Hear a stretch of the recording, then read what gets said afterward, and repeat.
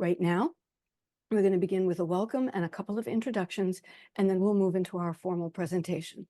So I would first like to introduce Michael Schober, who is our Senior Vice Provost and Professor of Psychology. Michael? Hi, everybody. Welcome. It's really great to see you. And really want to give you the warmest of welcomes. It's really great to have you joining us. And just to say, you're joining what I see as an amazing community of faculty, and faculty at the heart of a university as experts in a really unusual array of disciplines and practices. I know of no other university like this in the configuration of the scholarly and creative and professional practices here. It's also a really amazing community of students, and I hope you'll enjoy the interaction with our very large international population. And you should know you're joining the legacy of a university that has now, for over 100 years, continually worked at reinventing what a university can be. And it's been known for how vibrant the conversations are that we have in and out of the classrooms. So I know there's going to be a lot of demands on your time, but I hope you're able to get to know each other as colleagues and help continue to build and strengthen and reinvent who we are. You are now part of this amazing legacy of scholarship, creative practice, commitments to progress in lots of different flavors. And I hope you have a chance to avail yourself of the resources at the university and research support, pedagogy support, events that are exciting, et cetera. So anyway, welcome, welcome, welcome. Great to have you, and hope you have a good orientation day. Thank you, Michael. And Kate? Thanks so much, Rita, and thank you, Michael. Hi, everyone. I'm Kate Evanishin. I'm the Associate Provost for University Part-Time Faculty Affairs. As you are all new and have recently gone through the new hire process, you know that you have a part-time faculty affairs contact in the college, in the program where you're teaching. That's the person who helped you with your new hire paperwork. And I first want to acknowledge that that was no easy task for you to complete. It's a complicated process, so thank you for sticking with us. Part of my work here is trying to make your work easier in terms of working at a very large scale institution. So I welcome any feedback you have and have had about your onboarding experience, your experience with getting to know the institution, the ins and outs of teaching, where you're finding it easy to find resources, difficult to find resources. My colleague Mimi, who is our program director for University Part-Time Faculty Affairs, will put our non-person email account in the chat in a second. You can save that, and if you ever want to reach out to us, that's terrific. I would encourage you not to bypass your local part-time faculty affairs folks, though, because that's your on-the-ground contact for kind of fixing problems, addressing things, asking questions, helping you to know where to go for resources, or can't I do this? And things as simple as, I have to be out next week. What do I do? Am I allowed to take a day off? So we're here to support you in kind of the mechanics of your academic life here. And Rita and I, who is the Associate Provost for professional or faculty development, work very hard in concert to make sure that we're trying to always evidence opportunities for you to grow as a faculty member and feel connected to the community. So thank you so much and welcome, and I'll stop talking now.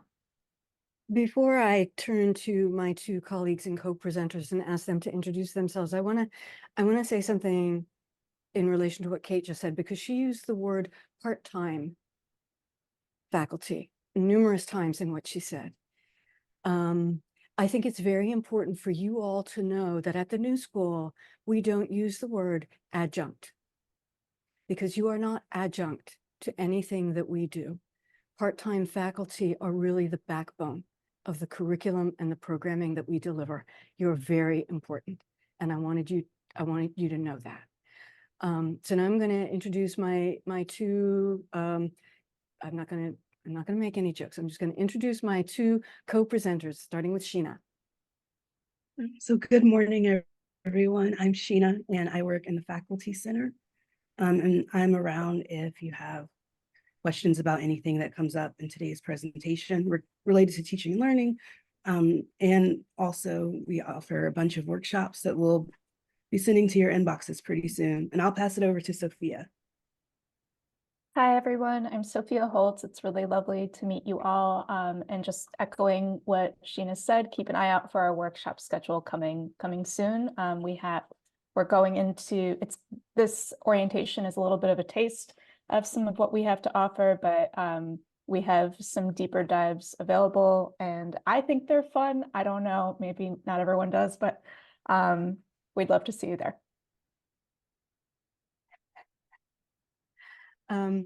Okay.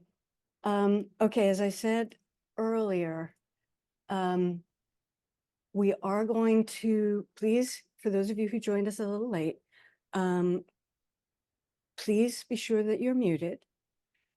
Use the chat to ask questions. I'm going to ask you to confine the questions that you post in the chat to the materials that we're presenting on, and not about, for example, when do I get paid? What's the tuition benefit? How do I use the classroom computers? And those kinds of questions. Those kinds of questions are for the optional information sessions that begin at 11:30. And so our focus right now is on approaches to teaching, and particularly approaches to teaching. Sophia, next slide, please. Approaches to teaching that promote equity and inclusion, because frankly, you can't be a good teacher without ensuring an equitable and inclusive learning environment. At the end, and we're doing it at the end because we don't want you trying to multitask, because there is no such thing. At least for me, when I'm reading something, my ears stop working. Like they're hearing sounds, but they're not hearing words. So at the end, we'll give you a bunch of links to different things. We'll, the first of which will be to the Guide to Teaching and Learning, which is an online guide and a great resource on a variety of teaching issues.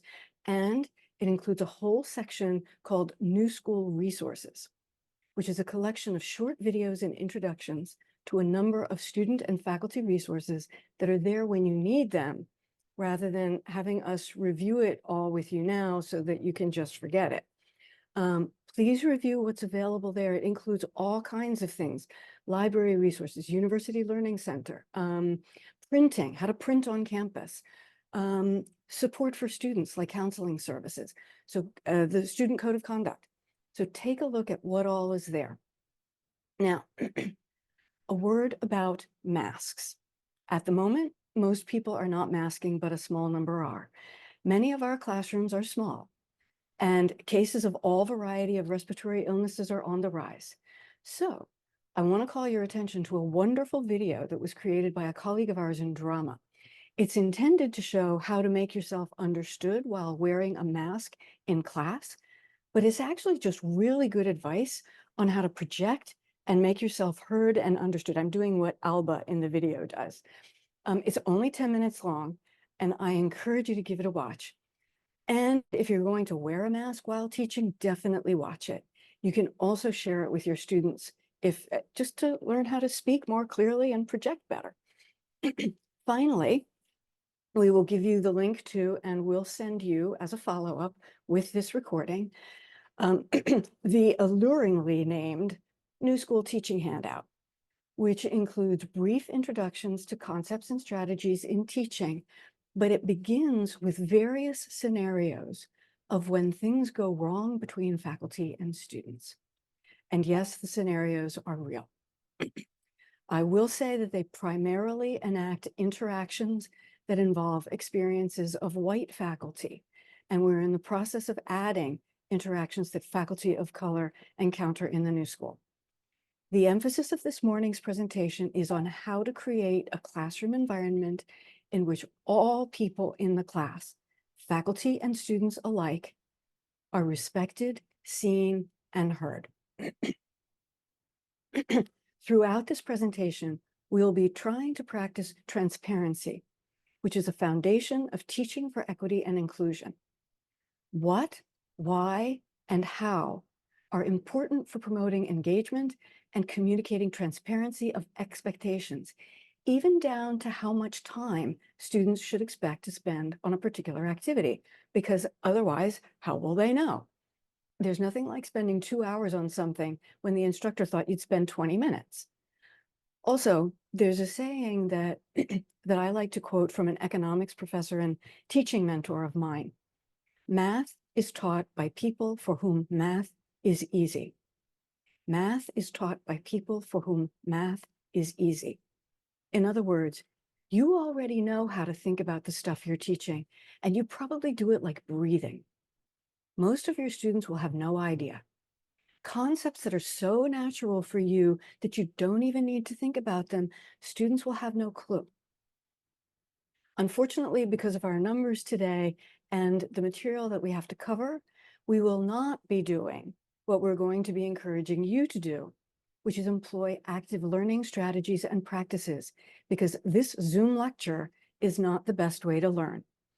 There was a study a number of years ago that showed that people watching television actually displayed greater brain activity than those listening to a lecture. But we are constrained, so we'll do our best to keep your brain activity elevated. So the agenda, in the interest of transparency, we're going to begin by talking about the value of community agreements and also to model creating a supportive and inclusive learning environment, even on Zoom with several dozen people. Following that, we're going to talk about one example of a warm-up exercise that we like to use to encourage a willingness to be vulnerable and open to the things we'll be discussing. Because of the size of this group, we won't use it, but we wanted to introduce it as something you might want to employ in your classes. I will quickly introduce some concepts and practices in pedagogy, because most people teaching in higher education have never actually learned how to teach. We'll briefly introduce the concept of implicit bias to frame our thinking for the bulk of the presentation. Now, I've just said implicit bias. We all have implicit biases because we are all human beings. It's important to recognize that we all have implicit biases in order to begin to address how those things that we are unconscious of impact our teaching and our students. We'll define equality and equity, and then introduce principles of inclusive teaching. Now, let me say, they're framed as inclusive teaching, but honestly, they are simply good teaching practices, period. But most importantly, as I just said, you can't be a good teacher without ensuring an equitable and inclusive learning environment. Finally, we'll return to implicit bias and self-awareness. So to begin, community agreements are a tool to introduce into your classroom to lay a strong foundation for a supportive and equitable space that makes clear that all voices are heard. They create a space that values speaking from one's own experience, not expecting someone to speak for an entire identity group. It asks that students speak only for themselves and from their own lived experience, making no assumptions about others, even if they look like them or are from the same country or identity group. They provide a framework to address tense or loaded topics in a way that is equitable, listening to and valuing all voices and viewpoints, whether or not we agree, and places an emphasis on learning, not judging. They're a tool of accountability for the entire class, including the instructor. We're going to go into a few specific agreements in more detail, but the important point is that community agreements foster greater equity and inclusion, and in a classroom setting, they can prevent problems from happening and can be a great place to return when emotions or tensions are running high. Using community agreements supports work in equity, diversity, and inclusion, and is frankly, as I've said, fundamental to good teaching these days. It's hard to have an equitable and inclusive classroom, a socially just classroom, without some forms of community agreements. Now, I'm going to speak briefly about current global events.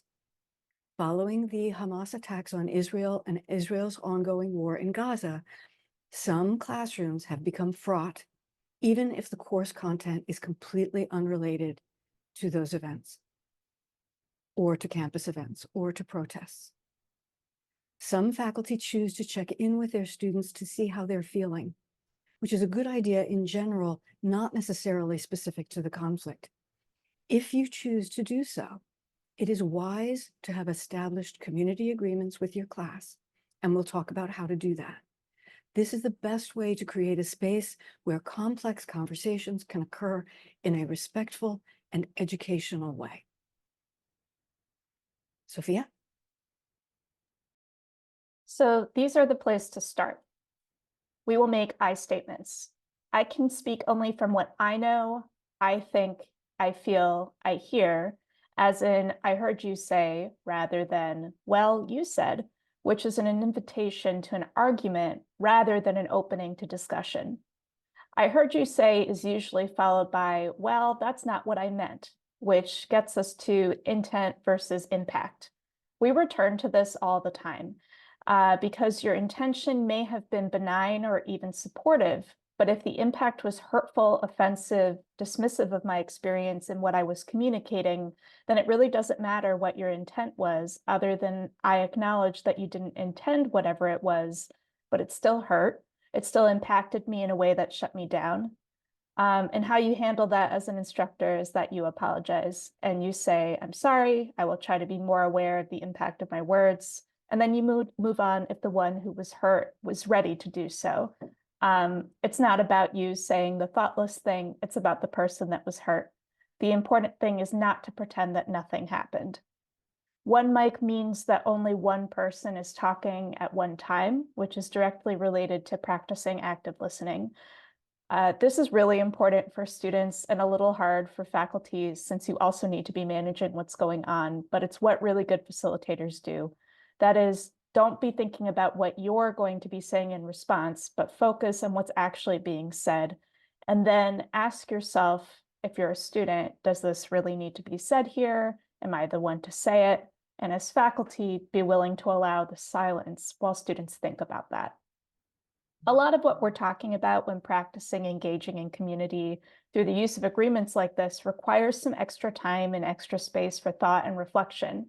Some people worry that taking the time for this work will take time away from covering the content you need to cover, but creating an environment where students are willing to engage even when it's uncomfortable actually improves students' progress on the content of the course.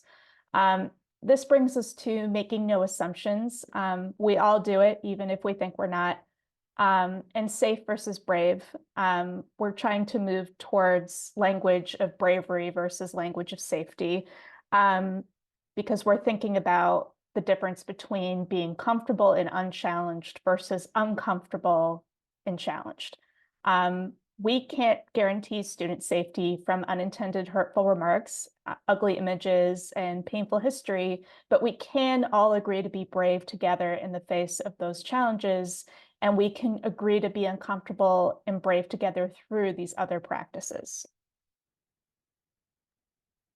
All right, so these are a few additional practices that really help in fostering a space where all voices are heard and respected, and in which we acknowledge the impact we have, even when our intentions come from a well-meaning place.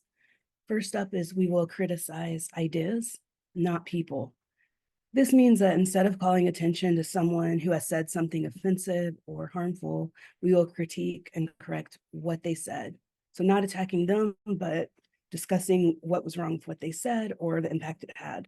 Move Up is a really good classroom management tool. It helps when students who aren't talking a lot to encourage them to challenge themselves to speak up more. And for students who are more quiet or people who are more quiet, it challenges them to move up in their listening. And it's also a really good classroom management tool to get those quietest students to speak up and the most loquacious students to listen more. Then honor silence. So sometimes people just need to sit in silence with their thoughts, and that is fine. Asking questions and really making a point to listen to and hear the responses. And then these next couple are very important. We can't be articulate all of the time. It's a good practice to show your students that you make mistakes. It lowers the stakes for them to make them too. And also acknowledge that if and when we cause harm or make a mistake, we hope we can all agree to engage with each other with grace and understanding and not with accusations. And remember, we pointed this out earlier, but the I heard you say is much better language than, well, you said. And that way you can open up a conversation rather than instigate an argument. Also, no one knows everything, right? We all know something, and collectively we know a lot. And this sort of community agreement can remind your students of their roles as contributors in your classroom and to everyone else's learning. And also it helps them know that you're continuing to learn too. And that's really great to model. And finally, our students, especially students from the US who are coming right out of high school, might have a lot more to say and have a lot more knowledge about issues of equity, diversity, gender, race, ability, sexuality, size, etc., than some of us do. And that's a good thing that we can welcome. We should recognize that they know things that we don't know and not be afraid of that. And next I have, I'm not going to go through all of these, but we can share these slides. And as you know, this is being recorded. But this is Sheena, interrupting for a moment. Sophia, the next slide. There we go. Oh, thank you. Yeah, so we're not going to go through all of these, but this is a much more substantial list that faculty use a version of. And what we're really trying to do with community agreements is set up a space where people can really hear each other and be present for each other. And a key thing to remember in introducing these and returning to them is to slow down, to stop, and to think. And now I will talk about how to implement them. So you might begin by announcing to your class that community agreements will establish how we agree to be together as a community of learners for the next 15 weeks. That said, you can introduce these at any time. We really advocate for introducing them from the outset, from that first day. But because of ad drop, you may need to reintroduce them a few times, and that's worth doing because those who have already heard them get a reminder, and those who are new have the opportunity to weigh in and make sure that they agree to them. You can draft a few different examples, introduce them to students, and invite them to add and modify the list or ask questions about some of them until you come to an agreement on these community agreements. And the one thing that makes them agreements for the community is that all students have to agree. So make sure that you have overall consensus. We've seen faculty who have community agreements, or they say they do, but they don't actually use them. That is, they put them on their syllabus, but they don't ever have that conversation with them about them with their students. And they don't invite their students to modify them. They don't ask their students actively to agree to hold each other accountable or to hold the faculty member accountable. And so that's not really having them. You have to have the conversation and make sure everyone's on board and understands. And the tools are only as good as the hand that wields them, right?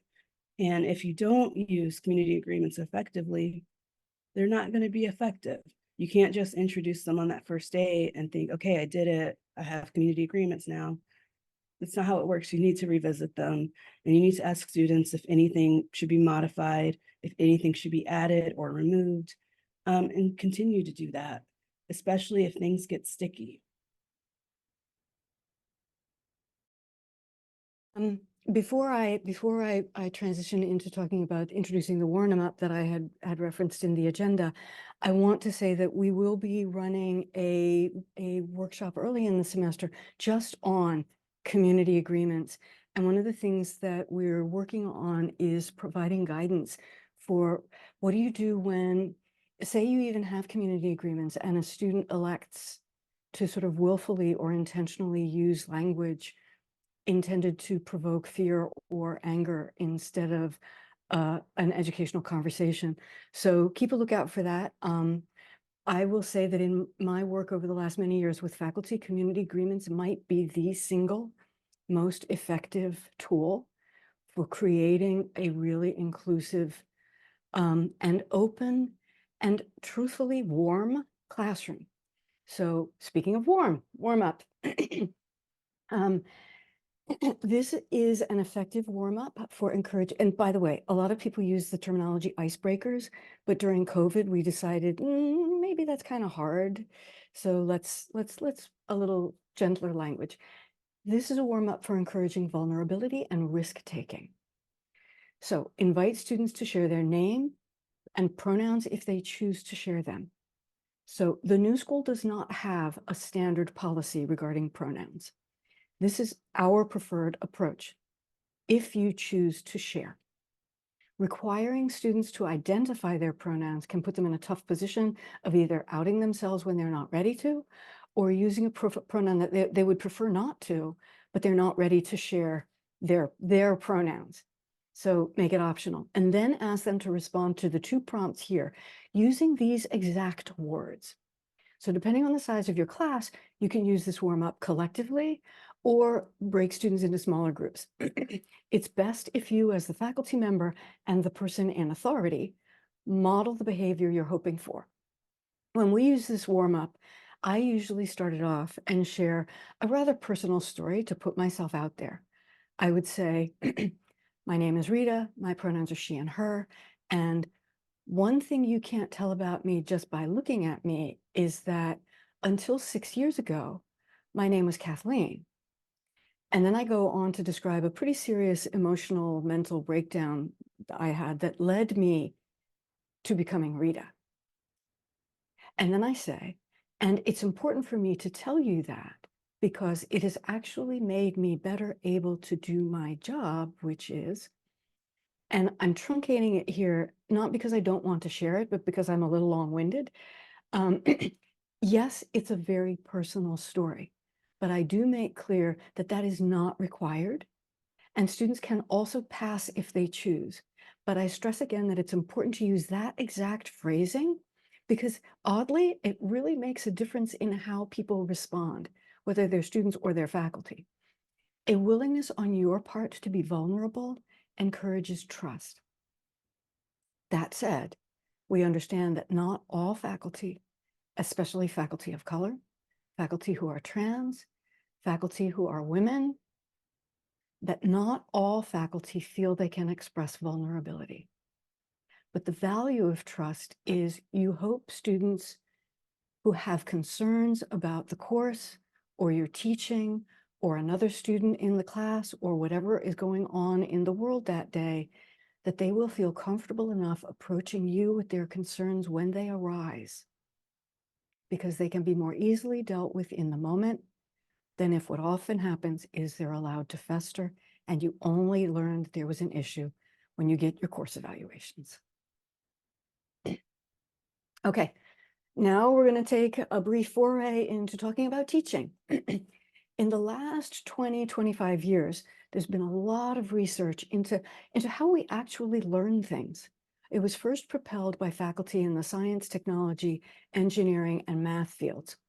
With the rise of research in cognitive neuroscience, we are beginning to know how brains work, which means we can adopt practices supported by what we know to be effective in helping students learn and grow.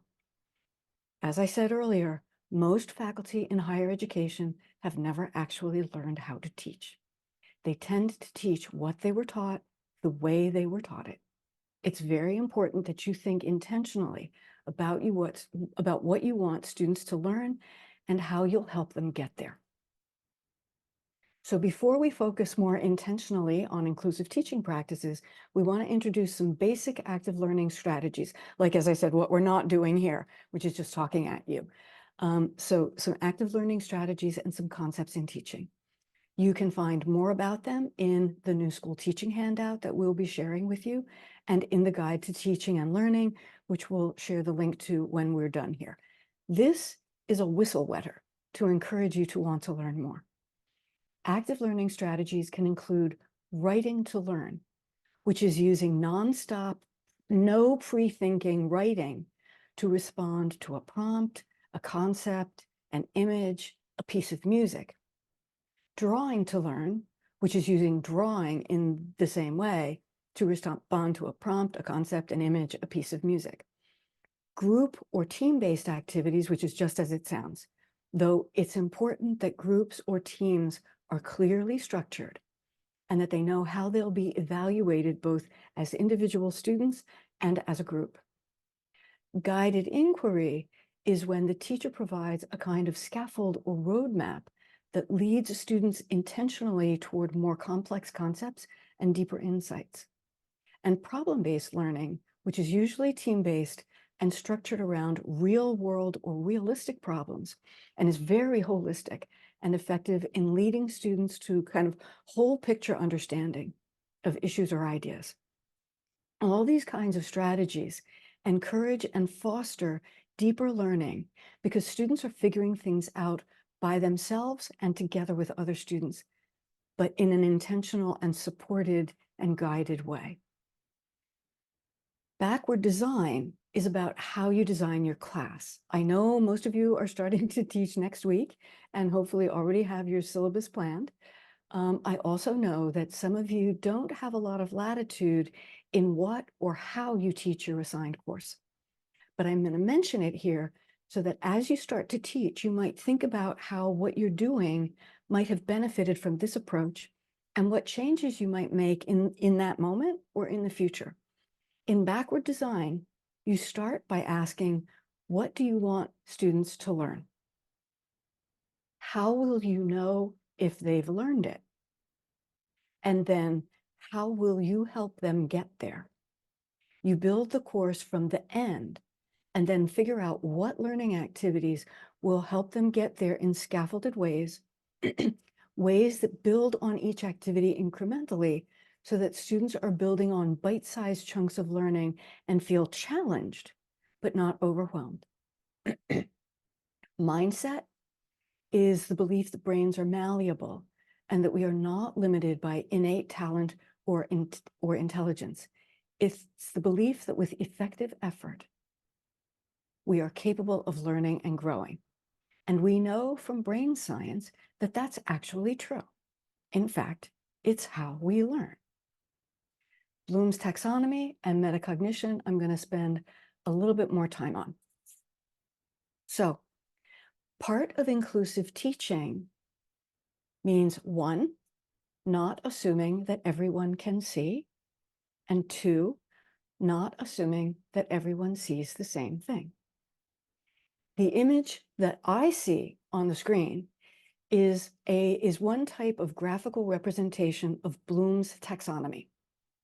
What I see is an image of what I'll call a stacked pyramid of increasingly smaller rings, kind of like a toddler's toy. The rings are colored from dark red at the bottom and then graduate to pinkish, or my partner would call it beige, at the top.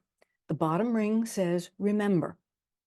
Then above that, it says understand, apply, analyze, evaluate, and finally, at the pinnacle, create. To the right of each ring is a long ribbon in the same color as its corresponding ring with a further description of each of those concepts. Many faculty are at least somewhat familiar with or have heard of Bloom's taxonomy, which was created in the 50s to promote higher forms of thinking in education, such as analyzing and evaluating concepts, processes, procedures, and principles, rather than just focusing, as was the practice at the time, on remembering facts or rote learning. One value of showing this image to students today is that the foundation of learning and creativity is remembering. Students think they don't need to remember because they all have Google in their hands, and now they've got ChatGPT, right? But it's important to embed knowledge in your mind because it helps the brain make connections that Google might not be able to make across different subjects, processes, and domains. And memory is a foundation of creativity. We have to remember things to develop higher forms of thinking, learning, and creating. Importantly, there are 2 other taxonomies modeled on this one: the psychomotor, which includes things like learning to make a hat or play the bassoon, and the affective, our emotions and value systems. I mention these 2 because many faculty tend to think of students from their forehead up, and it's important to remember that their brains are in bodies that feel emotion. Connecting learning to physical actions, even if the content of your course has nothing to do with movement, and with our emotional reactions and connections, deepens student learning. Flowing from Bloom's taxonomy, other educational thinkers and scientists have created different taxonomies some less hierarchical than this one. I just lost my spot. So one that I prefer is the one on the next slide, the taxonomy of significant learning. It begins with learning to learn. So while Bloom's 3 domains are pyramidal and suggest a progression from lower to higher order thinking and experiencing, D. Fink's taxonomy of significant learning is a wheel. I really like this one because it's much more holistic and it's iterative. Learning feeds learning. The image here on this slide looks like a wheel with thick red arrows for the tire and thin black spokes that break into 6 areas or slices of pie. Starting with the upper right, if this were a clock, it would be between, I guess, midnight and 2. It all begins with learning how to learn, becoming a better learner, inquiring about things, and becoming self-directed. Next is foundational knowledge, understanding and remembering. Next is application, skills, thinking critically, creatively, and practically. Moving now to 6 to 8, if this were a clock, integration, making connections among ideas, people, and realms of life. It incorporates both intellection and emotional elements. And importantly, it is not something that generative AI tools can do. The 5th slice of the pie is labeled the human dimension, learning about yourself and others cognitively, affectively or emotionally, and physiologically. And then last, from 10 to midnight, caring, developing new feelings, interests, and values. In this schema, what we see is that higher order learning is actually affective, emotional development, not just, quote, knowledge, but what higher education really should be doing, teaching discernment, how to evaluate and assess and compare and make knowledgeable judgments, and how to be open to others. And then, because this is a wheel, we come back to learning how to learn. What I appreciate about this taxonomy is it encourages us to remember that our students are whole beings, and teaching this taxonomy to our students encourages them to see learning as a continual and iterative process, and especially that learning how to learn and becoming better students is foundational. It shows that learning leads to caring, development of empathy, and a willingness to embrace difference.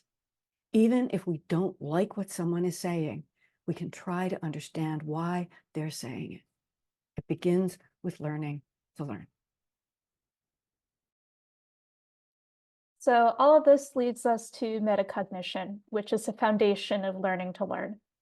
Metacognition includes a critical awareness of and a self-reflection on A, one's thinking and learning, and B, oneself as a thinker and learner. Metacognitive practices are particularly important for our current students with their short attention spans and penchant for multitasking. Metacognition can help them become conscious of their many unconscious behaviors while also strengthening their learning. As students plan their approach to an activity or an assignment, you can ask them to monitor what they're learning about themselves in the process and to evaluate how the process went in different contexts like a lecture, a discussion, a reading, watching a video, participating in a making activity, or group work. You can ask them to ask themselves questions like, how did I go about approaching the assignment? What was most confusing in the material I was reading? Why and what might I have done differently? What was difficult for me in this discussion? Why did I keep checking my phone when I was supposed to be watching the demo?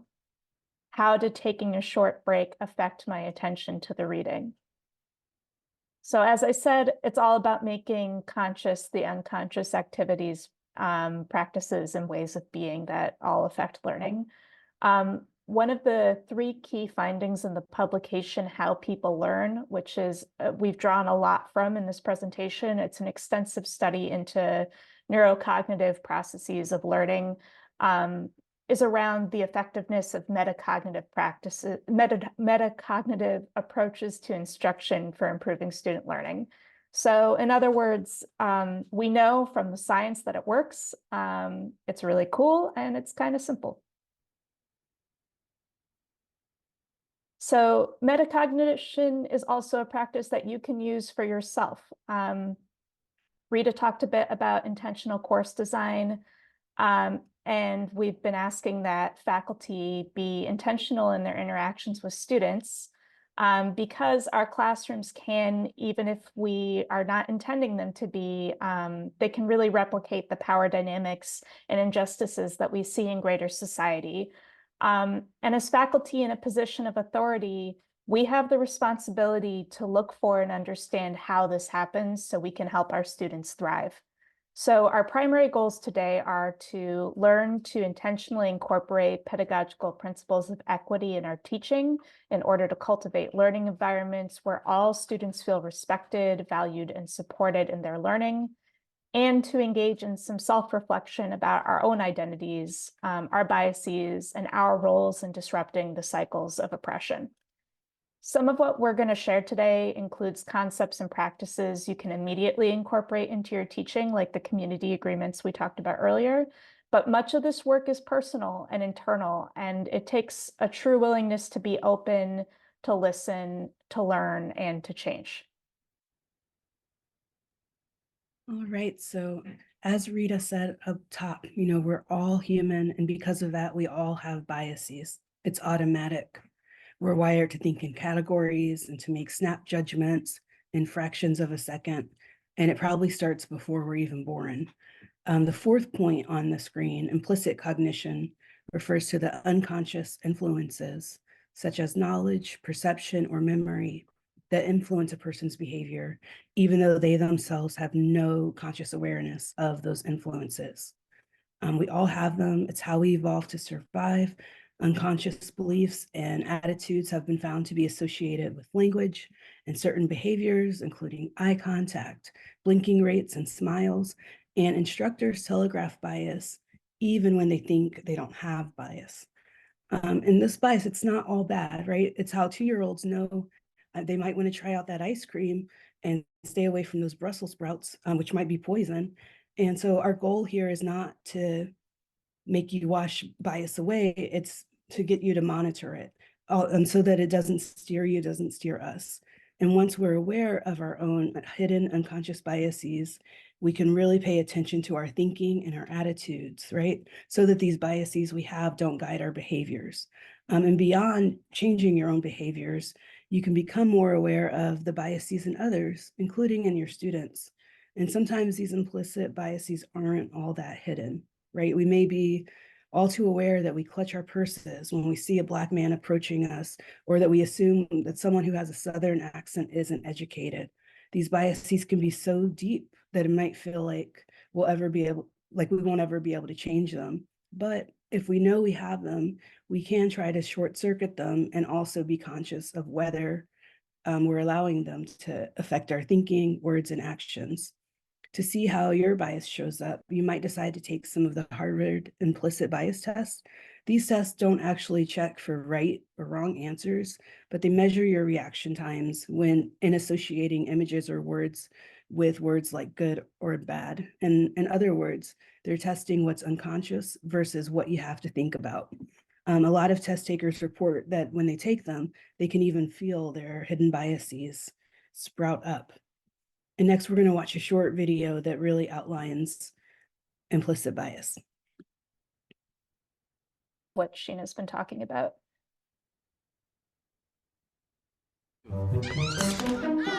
Our brain is hardwired to trust what's familiar and be suspicious of what's unfamiliar. It's a basic survival instinct that's helped keep us safe for thousands of years. We unconsciously sort things into familiar versus unfamiliar. Same versus different. Them versus us. Here's a test. How do you feel about people who own a handgun? Don't attend church, Vote for the other candidate. Are on welfare. Don't eat meat. Have tattoos. Don't believe in marriage. Drive an electric car. Didn't go to college. Don't speak English. Curse. Are over 60. Are disabled. Drive the speed limit. Love cats. Love dogs. Can you feel your brain sorting people into groups? Was there a little them versus us happening? It can happen unconsciously.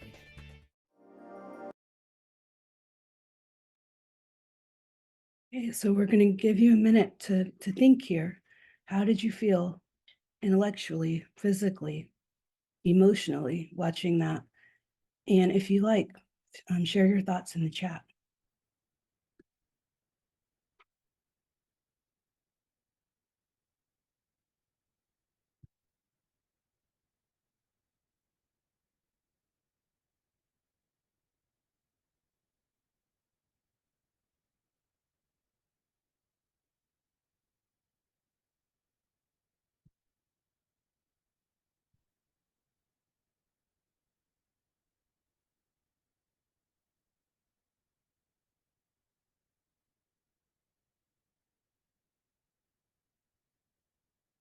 And this is what we meant when in our community agreements, we encourage you to get comfortable sitting in silence.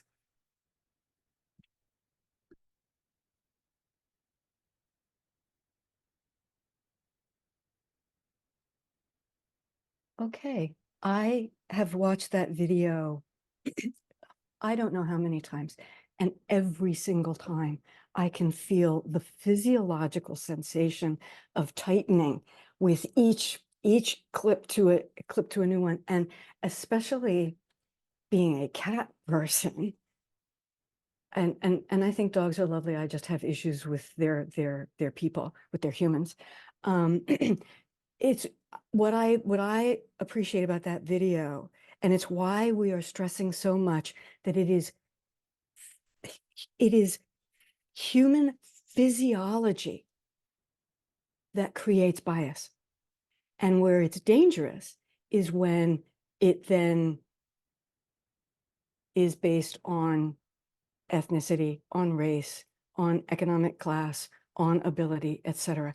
And that's what we need to raise to consciousness so that we can be aware. Okay. The image on this slide is one type of graphical representation of equality versus equity.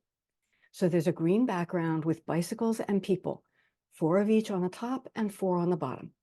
On the top, under the label equality, there are 4 bicycles, all the same size. Beginning on the left, there's a bicycle standing next to a person sitting in a wheelchair. Next, there's a very tall person scrunched over on the bike. Next is a modest-sized person for whom the bicycle seems appropriately sized. And finally, there's a very small person who can barely reach the pedals and certainly couldn't reach them while also sitting on the seat. This is equality. Everyone has access to the same thing. Below that, under the label equity, on the left is a person on a hand cycle pedaling with their arms. Next is a very tall person on a very large bicycle that seems appropriate to their height. Then the same moderate-sized person on the same moderate-sized bike that was in the equality image above it. And finally, a tiny bike that seems appropriately sized to a very small person who is riding it comfortably. This is equity.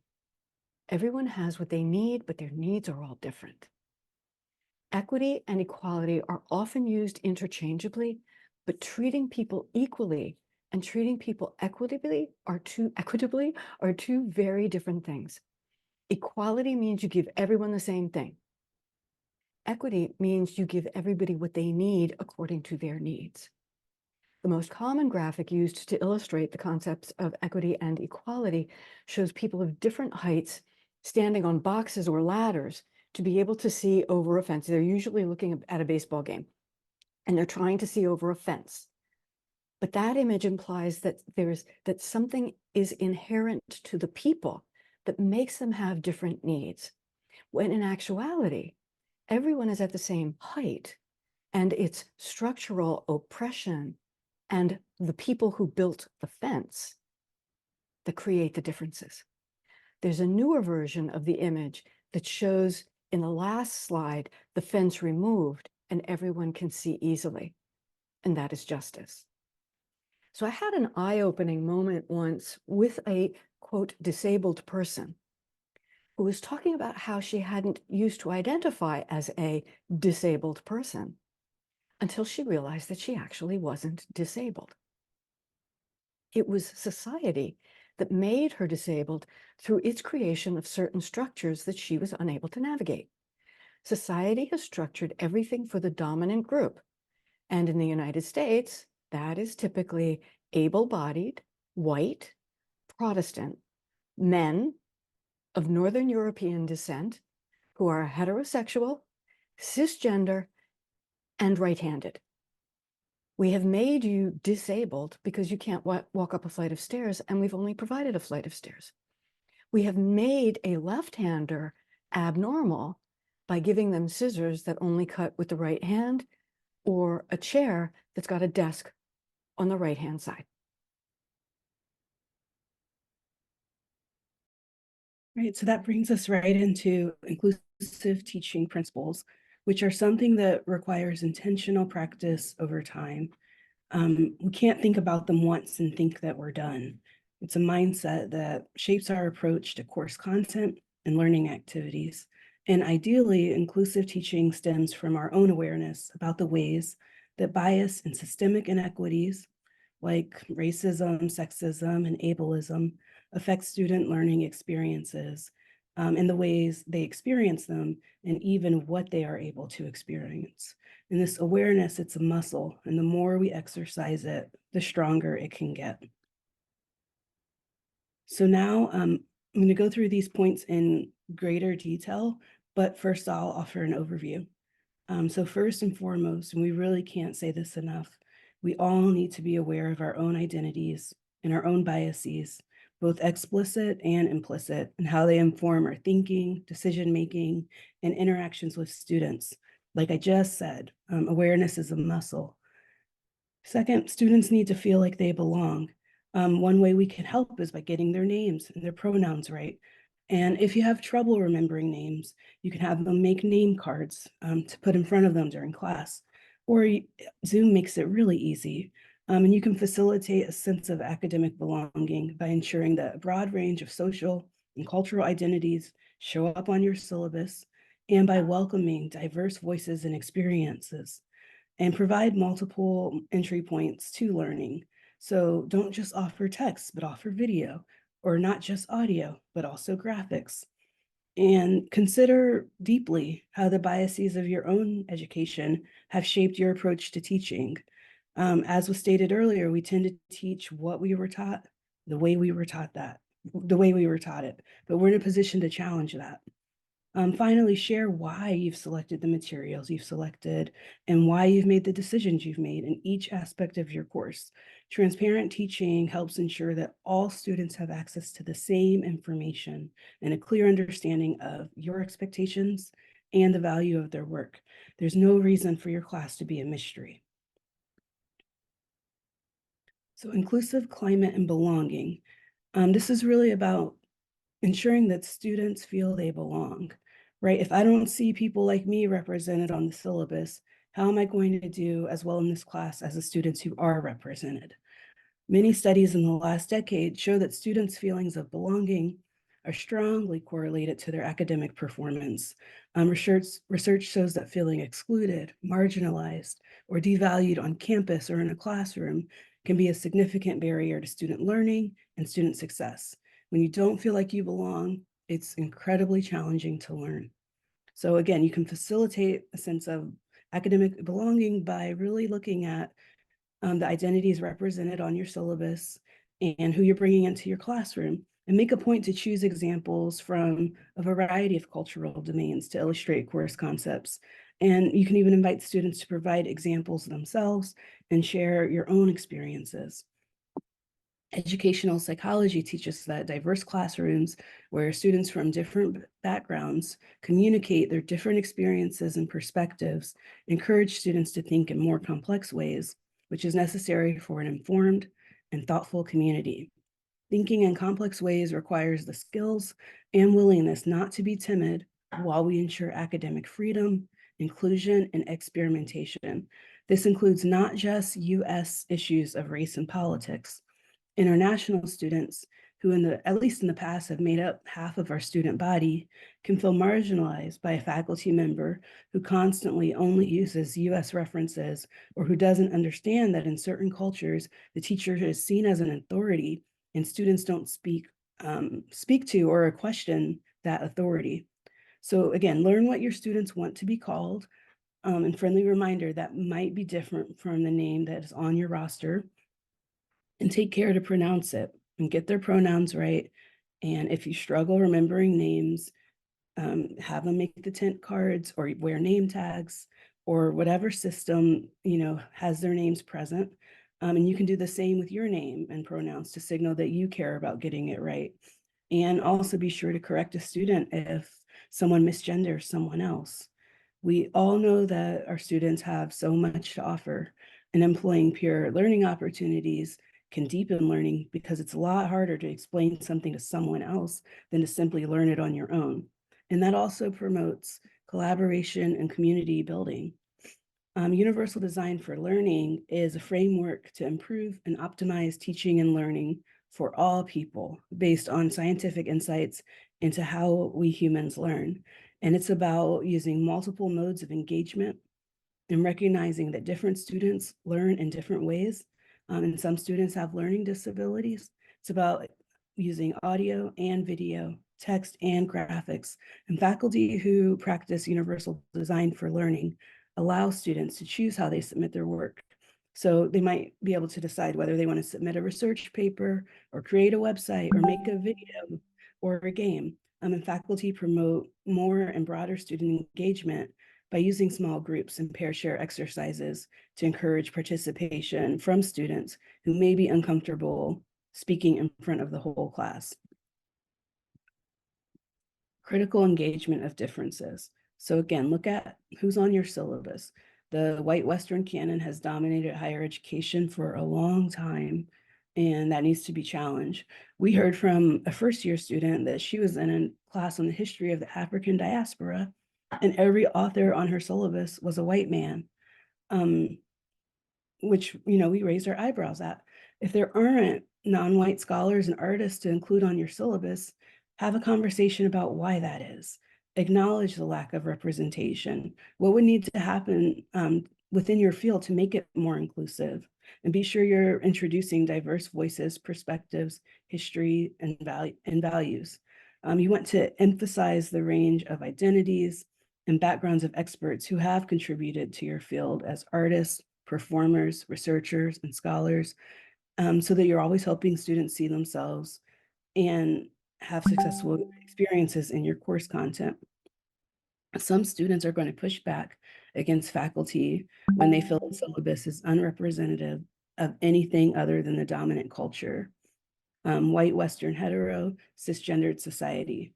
Faculty often ask students who they think should be included, and that's fine, but also keep in mind, it shouldn't be on your students to educate you.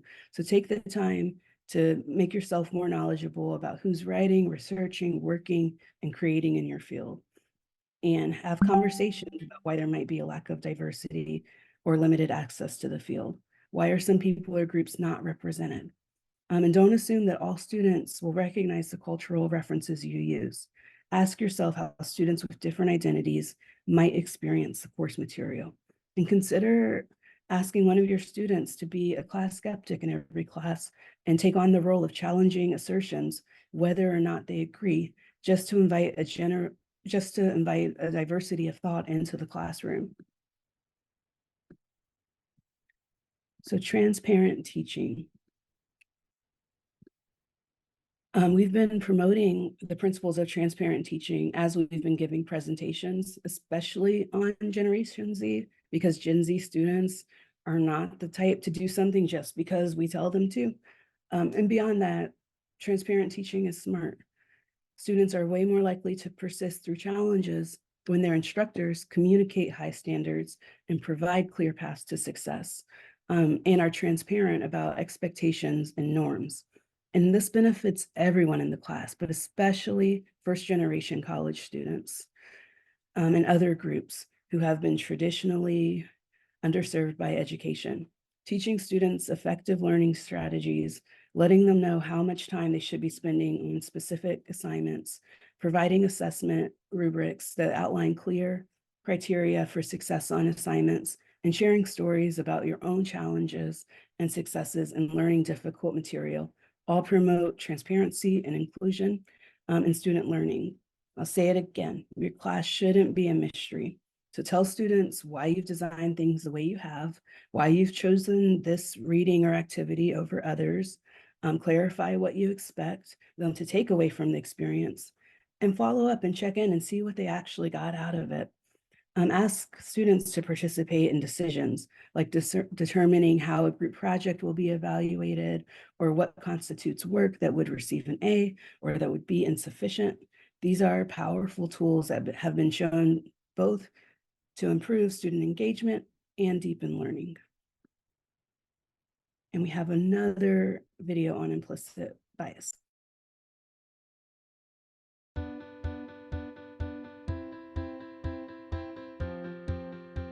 Your brain, by some accounts, receives roughly 11 million pieces of information each second, but your conscious brain is only able to process about 40. How do you handle all the rest? You handle it because you're really using two brains. Your conscious brain, which works with facts and data, has very little capacity and processes information slowly, and your unconscious brain, which is habit and intuition driven, has huge capacity and is really fast. One of your unconscious brain's best tricks is its ability to recognize patterns and use them to assign people and things to categories, allowing your unconscious brain to deal with all of the known, not dangerous issues, and leave only the few unknown or dangerous issues to your conscious brain. This allows us to recognize a pattern and act on it, rather than having to think about every interaction as if we were experiencing it for the first time. We can glance at that four-legged animal and know if it's a wolf or a cocker spaniel. That recognition allows us to make assumptions about the animal facing us, that the wolf belongs to the wild animal category and is likely to be dangerous, or that the cocker spaniel is in the domestic dog category and not likely to be dangerous. The assumptions we make about these pattern groups are likely to be based on our own experiences, on information we have gained from our culture or background, or from the media we listen to or people we admire. Unfortunately, those assumptions are often wrong. When we categorize people, our brains apply two other tools. One is affinity bias, a hardwired preference to respond positively to people who look, sound, and act like ourselves. Brain imaging scans show that when people are shown images of faces that differ from their own, it activates in milliseconds activity in the part of the unconscious brain that alerts us to possible danger. This may reflect a survival tool left over from ancient times when danger often came from those outside our immediate group. Today, however, this means the associations and biases are likely to be unconsciously activated every time when we come across a member of a group, even if we consciously reject group stereotypes. In addition to affinity bias, our unconscious brain categorizes people into groups and then connects those groups to our learned ideas or constructs about what is good or bad. Now, we've decided whether someone is like us or not, and whether they're good or not, all within milliseconds of meeting them. So, what can you do to manage your unconscious biases? You've already started by just learning about unconscious bias. Now, identify your own biases and address one at a time by building inclusive habits. Remember, if you do not intentionally, deliberately, and proactively include, you will unintentionally exclude.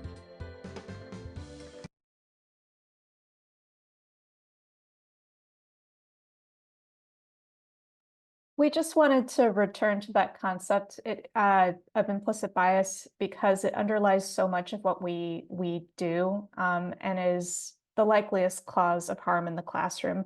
Like I said at the beginning of this workshop is a bit of a taste of some of our other workshops. If you come to our workshop on implicit bias and microaggressions, we'll talk more about uncovering unconscious beliefs and working with scenarios that will practice some skills. So the body you inhabit, your self-presentation, and the information you choose to share about yourself all have an effect on student perception and comfort in the classroom.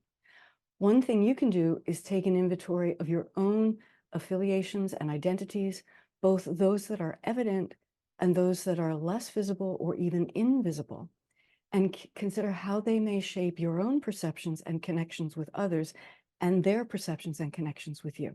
For example, do students equally afford you authority? Do some make assumptions about you based on your appearance, your gender, your accent that may be inaccurate or are stereotypical? I'm sure they do. I'm sure we do too. Then, and this is an important one, and this gets back to the concept of mindset. Do you believe that all students in your class can succeed? Do you really believe that? And then do you act upon that and support them equitably, addressing what they need, not just treating everyone equally? You can ask students, what can I do to help you succeed in this class? What can I do to help you learn? And that is a wonderful step into metacognition that we spent a fair amount of time on, because it's a really, really strong practice that promotes deep learning. So I just want to take a couple of minutes here and ask you, so the questions on the screen are, what student behaviors trigger strong emotions in you? How do you react to recurring frustrations? Are you more bothered when some students do this than when others do?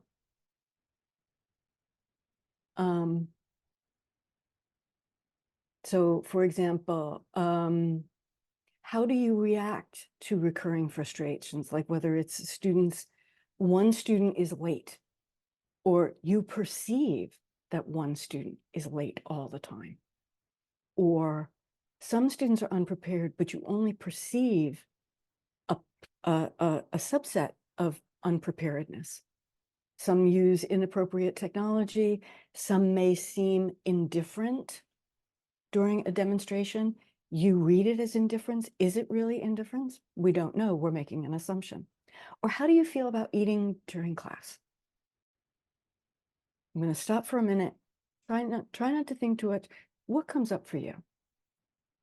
And be honest with yourself, because the only way to get at implicit bias and promote equity and inclusion is to be really honest with yourself. I'm going to stop talking for a moment.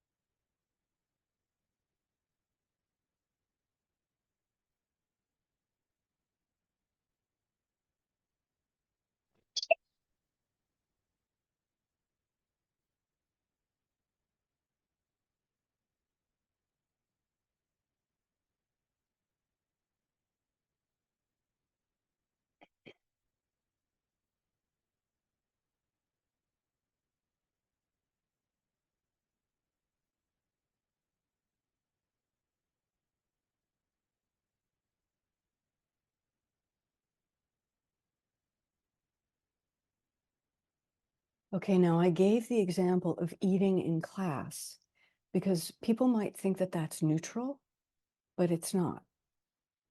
I mentored a faculty member once because two Black women in her class raised concerns about bias on the part of their instructor.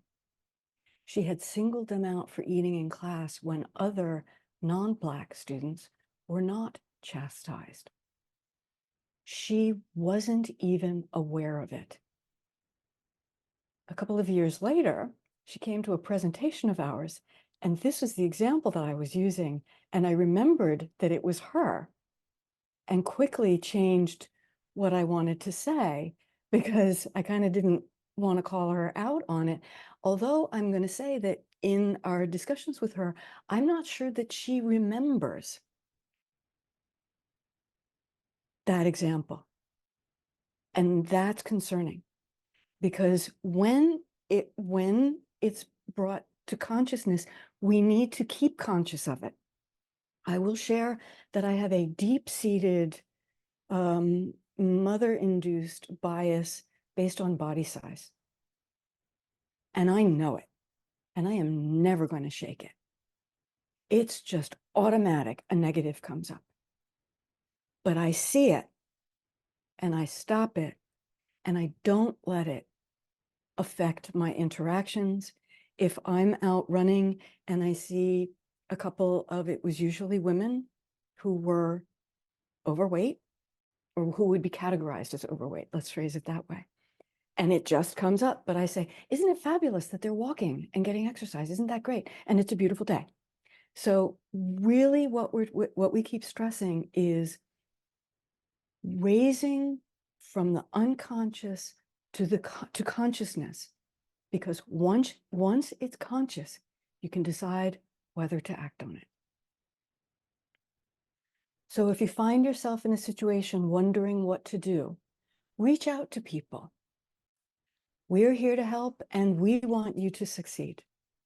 Talk to us, talk to colleagues, talk to your program director or your program chair. It's good to talk things through. And frankly, it's just good to talk about teaching.